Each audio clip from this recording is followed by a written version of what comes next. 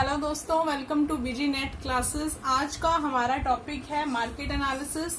Market analysis देखो, पढ़ने से पहले हमें इसके 4 मेजर पार्ट्स पता होने चाहिए। कौन कौन से हैं? सबसे पहला है परफेक्ट मार्केट, फिर है मोनोपोली, मोनोपोलिस्टिक और लास्ट है ओलिगोपोली।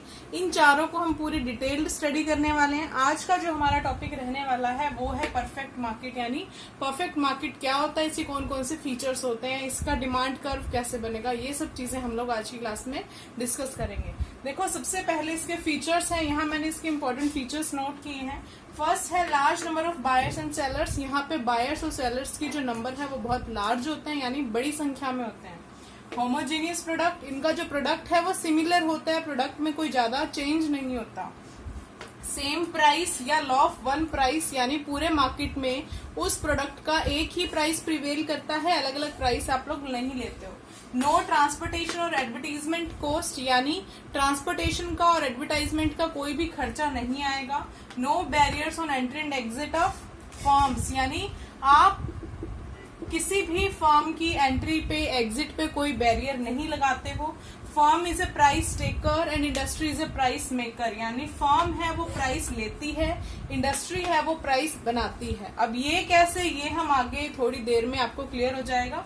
नेक्स्ट है सब्स्टिट्यूट अवेलेबल, यानी इसके कई सारे सब्स्टिट्यूट्स हैं वो अवेलेबल होते हैं, यानी आप एक प्रोडक्ट से दूसरे प्रोडक्ट पे शिफ्ट भी हो सकते हैं। तो चलिए अब हम देखते हैं कि कोई भी मार्केट अपनी प्रोडक्ट का प्राइस और क्वांटिटी कैसे डिटरमाइन करेगा। तो सबसे पहले हम लोग देखते हैं प्राइस डिटर्मिनेशन। प्राइस को डिटरमाइन करने की या प्राइस को फिक्स करने की 2 अप्रोचेस होती हैं। फर्स्ट है टीआर एंड टीसी मेथड और सेकंड है एमआर एंड एआर मेथड। नाम देखो, टीआर यानी टोटल रेवेन्यू, टीसी यानी टोटल कॉस्ट, ये सब हम लोग पहले कर चुके हैं। एमआर यानी मार्जिनल रेवेन्यू और एआर यानी कि एवरेज रेवेन्यू। अब सबसे पहले हम लोग स्टार्ट करते हैं टीआर एंड टीसी अप्रोच। ये अप्रोच दी थी मिसेस जॉन रॉबिन्सन ने। ये ध्यान रखना, मिसेस जॉन रॉबिन्सन ने कौन सी अप्रोच दी थी? टीआर और टीसी की अप्रोच। अब देखो, इसको कर्व से समझे हम। ये लिया मैंने एक्स एक्सिस और ये है मेरा वाई एक्सिस। अब देखो, टीआर का कर्व बनेगा इस तरीके से। 45 डिग्री के एंगल पे बनता है टीआर का कर्व। 45 डिग्री के एंगल पे क्यों बनेगा? क्योंकि प्राइस इसके अंदर हमेशा रहता है सेम, तो जो फर्क आता है वो क्वांटिटी की वजह से आता है। इसीलिए टीआर का जो कर्व बनेगा वो 45 डिग्री के एंगल पे बनेगा। और जो टीसी का कर्व है, हमने किए थे सारी की सारी कॉस्ट का कर्व कैसा होता है? यू शेप का होता है। तो टीसी को देखो, यहाँ हम यू शेप से निकालते हैं। ये बन गई मेरी टीसी। क्लियर है? टीआर का कर्व बना मेरा 45 डिग्री के एंगल पे और टीसी बनी यू शेप। अब यहाँ मुझे 3 पॉइंट्स मिलते हैं। एक पॉइंट ये, जहाँ पॉइंट नंबर ए, एक पॉइंट ये बी और एक पॉइंट ये वाला सी पॉइंट, जहां पे मेरी जो टीसी है वो मिनिमम है। अब देखो, अगर मैं प्रोडक्शन यहाँ करती हूँ या फिर मैं यहाँ करती हूँ, ये लिए मैंने 2 प्राइस P1, Q और Q1। क्लियर है? अब देखिए, इस वाले पॉइंट पे मैं प्राइस और क्वांटिटी ले रही हूँ, तो ये क्या है मेरा? मैं इससे ज्यादा जा सकती हूँ, यानी मैं प्रॉफिट और अर्न कर सकती हूँ। अगर मैं इस पॉइंट पे लेती हूँ तो इसमें क्या है? मैं लॉस में जा रही हूँ। लेकिन मेरा जो हाईएस्ट प्रॉफिट रहेगा वो रहेगा इस पॉइंट पे। क्यों इस पॉइंट पे क्यों रहेगा? क्योंकि यहाँ पे जो मेरी कॉस्ट है वो क्या है? मिनिमम है, और जो मेरी रेवेन्यू है वो ऊपर है, यानी कॉस्ट और रेवेन्यू के बीच का जो डिफरेंस है वो मेरा हाईएस्ट है इस लेवल पे। इसीलिए यहाँ पे मैं क्या करूंगी? प्रोडक्शन करूंगी। तो ये मेरे लिए ये लेवल किसका हो जाएगा? प्राइस का हो जाएगा। क्लियर है?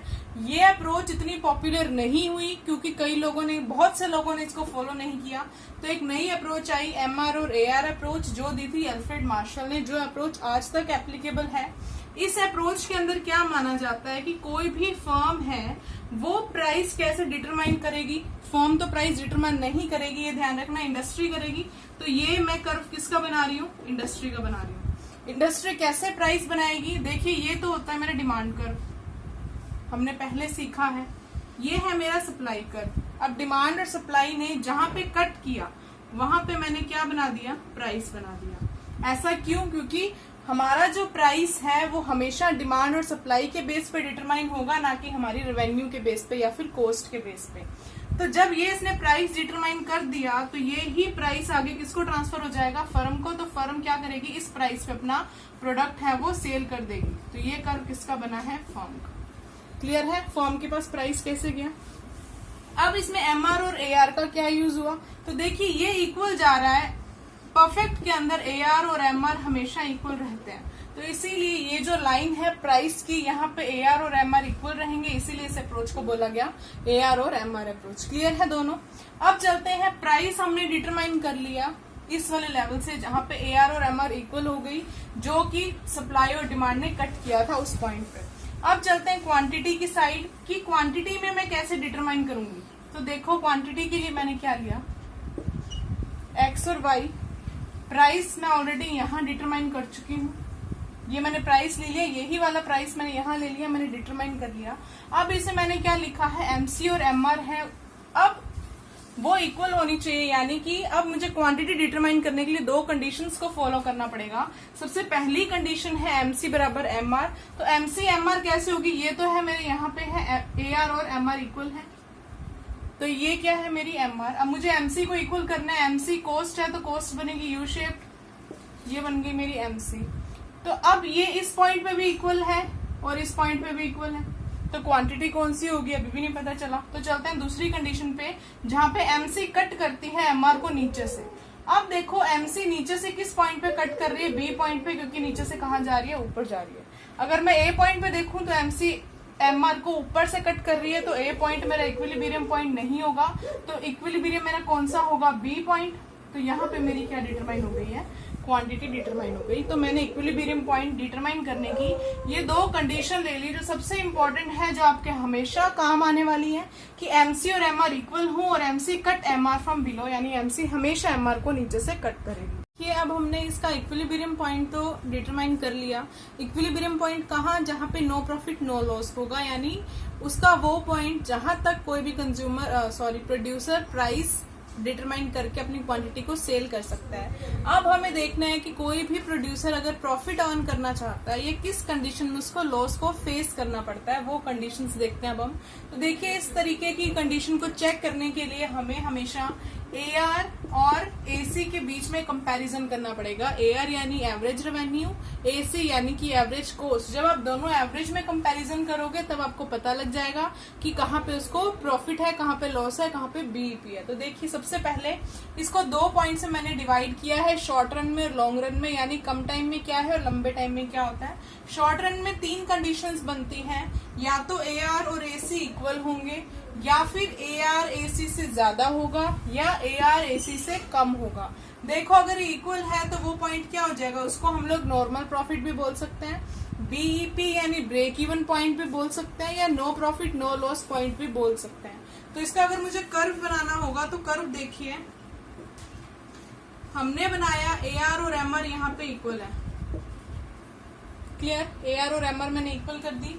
AC मुझे बनानी है U शेप, लेकिन AR और AC को इक्वल करना है। वो कैसे, बिल्कुल इसको टच करते हुए मैं AC को निकालूंगी, तो इस पॉइंट पे AR और AC क्या हो रहे हैं, इक्वल हो रहे हैं। साथ में मुझे कर्व कौन सा बनाना पड़ेगा, एक MC का कर्व बनाना पड़ेगा। तो ये जो कंडीशन निकली, ये कंडीशन वो है जहां पे प्रोड्यूसर को ना प्रॉफिट हो रहा है ना लॉस हो रहा है, उसके लिए क्या है, नॉर्मल प्रॉफिट है या फिर BEP है। क्लियर है ये तीनों। अब नेक्स्ट में चलते हैं, जहां पे AR बड़ा होगा और AC छोटा होगा, तो वो बड़ा छोटा देखिए वही बात, AR और MR यहाँ इक्वल है। अब मुझे AC को क्या करना है, AR से नीचे लेके जाना है, क्योंकि AR बड़ा है, तो ये मेरा बन जाएगा AC, और MC ये निकला मेरा MC। तो ये जो पॉइंट है, यहाँ पे मेरे पास क्या आ जाएगा, प्रॉफिट आ जाएगा। ये है प्राइस क्वांटिटी, तो बीच का ये मेरा आ गया प्रॉफिट। अब चलते हैं यहाँ पे, जहाँ पे AR AC से क्या है, बड़ा है या छोटा। AR और MR यहाँ मैंने इक्वल कर दिए। अब मुझे लॉस की कंडीशन दिखानी है, यानी AR मेरा क्या होगा, कम होगा AC से, तो अब AC क्या निकल जाएगी, ऊपर से निकल जाएगी, यानी दोनों के बीच में गैप रहेगा, और MC ऐसे निकली। तो ये जो पॉइंट है, ये इतना पार्ट किसका है, लॉस का, प्राइस क्वांटिटी। तो बीच का पार्ट किसका निकल गया, मेरे लॉस का पॉइंट निकल गया। तो तीनों कंडीशंस क्लियर है, कहाँ पे उसको नॉर्मल प्रॉफिट है, कहाँ प्रॉफिट है और कहाँ लॉस है। ये कंडीशन है हमारी शॉर्ट रन की। अब देखिए, लॉन्ग रन के अंदर किसी भी परफेक्ट कंपटीशन वाले प्रोड्यूसर को प्रॉफिट नहीं लॉस नहीं होगा, हमेशा इसका नॉर्मल प्रॉफिट रहेगा। नॉर्मल प्रॉफिट यानी बीईपी वाली कंडीशन रहेगी। तो इसका जो कर्व बनेगा वो बिल्कुल सेम बनेगा, बस थोड़ा सा डिफरेंस होगा कि इसकी जो कॉस्ट है वो थोड़ी ब्रॉड माइंड वाली बन जाएगी। LAR is equals to LMR। L का मतलब लॉन्ग रन एवरेज रेवेन्यू और लॉन्ग रन मार्जिनल रेवेन्यू। ये बन गई मेरी LAC यानी लॉन्ग रन एवरेज कॉस्ट, और यहाँ पे बन जाएगी मेरी LMC यानी लॉन्ग रन मार्जिनल कॉस्ट। ये क्लियर है लॉन्ग रन का कर्व। तो यहाँ पे पूरा परफेक्ट कंपटीशन को हमने कवर कर लिया है। एक पॉइंट जो हमारा रहता है परफेक्ट कंपटीशन का वो ये कि परफेक्ट कंपटीशन एक इमेजिनरी स्टेट है, यानी कभी भी ये रियल में एग्जिस्ट नहीं करती, क्योंकि जितने इसके हमने फीचर्स पहले किए हैं वो सारे फीचर्स एक ही मार्केट में अवेलेबल नहीं होते। तो परफेक्ट कंपटीशन यहाँ हमारा पूरा होता है, इसका इक्विलिब्रियम कंप्लीट है, इसका प्रॉफिट लॉस की कंडीशन आप लोगों को क्लियर है। कोई डाउट हो तो कमेंट सेक्शन में पूछें। हमारी वीडियो को लाइक और सब्सक्राइब जरूर करें, और थैंक यू।